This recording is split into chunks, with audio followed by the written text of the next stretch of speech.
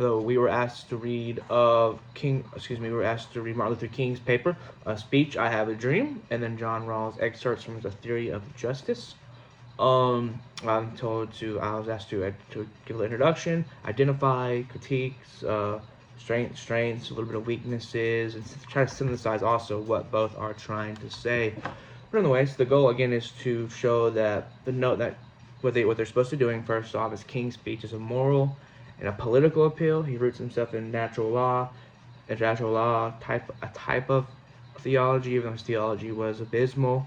In American Ideals, even though he was a communist. Anyways, Rawls' work is a philosophical theory of justice. This is grounded in procedural fairness, stuff like what is fair. My responses have insights, critiques, and unresolved questions. Real quick is King's goal is to give us a political speech, a moral rhetoric, which is in Washington in 1963, and he is to expose the injustice of racial segregation, to call America to live up to its founding promises, and he argues that justice is grounded in moral law, and we all agree, and I agree with him there, just as I agree with Thomas Jefferson. Justice is grounded in moral law, not merely legal statute. And the King then appeals to the Declaration of Independence. He uses biblical imagery, just like Thomas Paine in his work Common Sense. Natural law language, so he argues a lot from founding fathers. And he also argues injustice is not only social, but also more moral and spiritual, and we'd all agree with that. And he has very good moral clarity. He has very good use of shared notion, national language, and he knows how to use religious language, even though he denied the bodily resurrection of Jesus Christ. But he does use religion to bring into the table, which is always better to argue with that than postmodernism. He's really good appeal to conscience rather than coercion. He says, like, your conscience testifies, stuff like that. And but no, a little critique is his really heavy reliance on the American founding ideals, which may assume moral consensus, which they didn't have then, but nonetheless, also he doesn't fully address how justice should be maintained institutionally after reform, which I mean is technically it's an argument for silence, but what happens after justice comes, how do we continue to maintain it? But he was just looking for justice at the first point.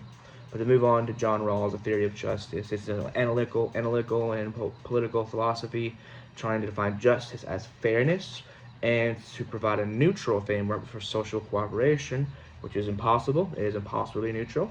The reason we know what justice is, we know what goodness is because we are endowed with certain inalienable rights from our Creator. So it falls short in some areas, of course, but he tries to argue for key concepts, stuff like fair equality of opportunity, the veil of ignorance, two principles of justice, stuff like that. But he frames justice more as a procedural, pragmatic fairness rather than just moral, absolute truth. He purposely attempts to avoid metaphysical and religious claims to be neutral, but it's going to fall short. And he sees society as a cooperative system among free and equal persons, and that's good. Again, as logical consistency, he attempts to protect the vulnerable. He has good intentions and offers a good framework, but he's assuming that moral people, people who are conscious, can reason apart from moral commitments. It's not possible. And purposely avoiding deeper metaphysical questions about human nature. What is human nature on purpose? He just ignores it.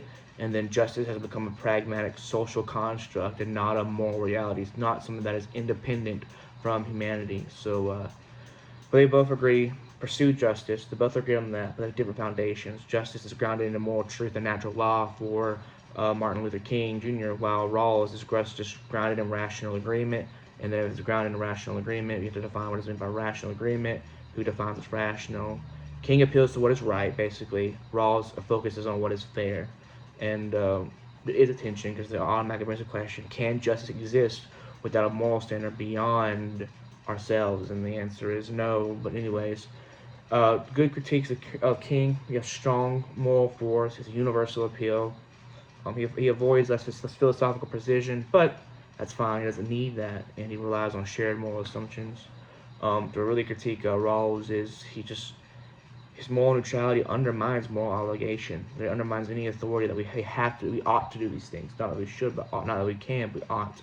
And his justice system risks becoming subjective, and basically trust becomes the masses. But anyways, clarifying questions for one for Rawls and um, for King, kind of King. Can society sustain justice without a shared moral foundation? And then another question also is justice something discovered or constructed? I believe the King would say discovered. Rawls would argue constructed. What would y'all say? Thank you.